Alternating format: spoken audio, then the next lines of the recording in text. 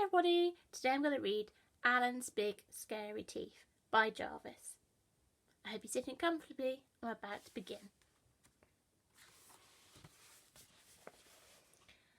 Alan came from a long line of very scary alligators. He was known throughout the jungle for his scaring. It was what he did best.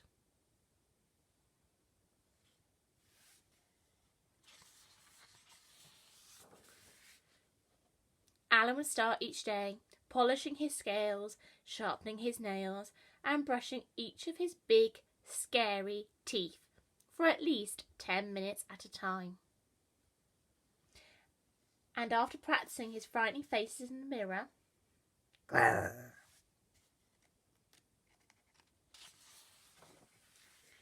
he'd sneak into the jungle for his morning round of scaring. Alan went snap, snap, snap, snap, and grr, grr, grr. He said things like, "I'm Big Scary Alan, fear my razor-sharp teeth."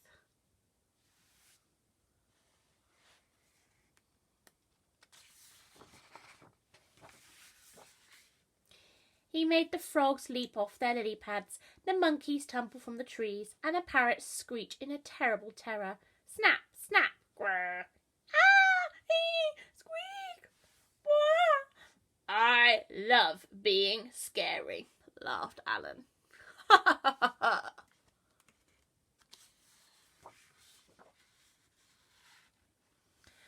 a long day of scaring the jungle animals, Alan would head back home to the swamp, relax, finish the crosswords in the Jungle Times, and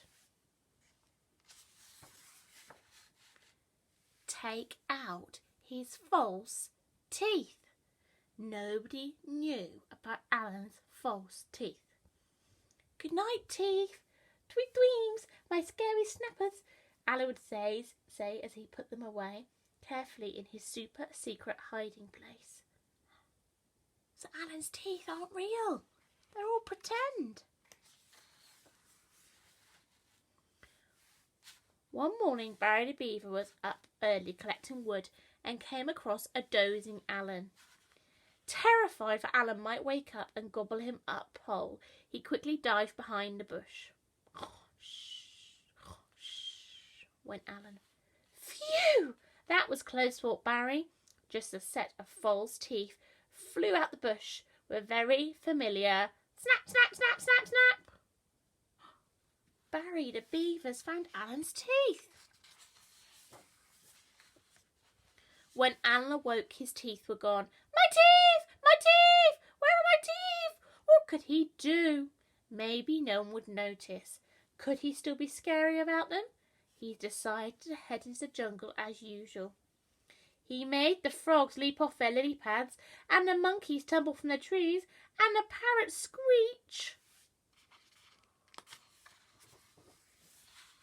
With laughter. Alan wasn't very scary about his teeth. Flap, flap, flap, flap.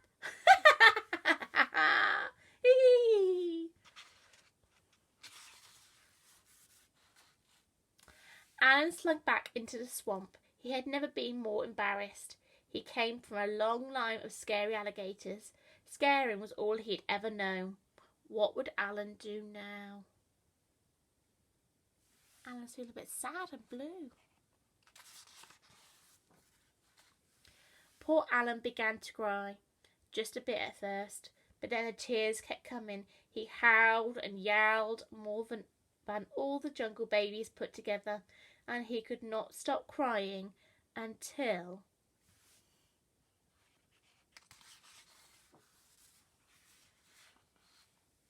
next morning. All the animals turned out with Alan's swamp with his big scary teeth. "We'll give you back your teeth," said Frog. "Really?" said Alan. "On one condition," said Parrot. "You have to stop scaring us." "But what will I do? I don't know how to do anything else." "We have an idea," said the Frog.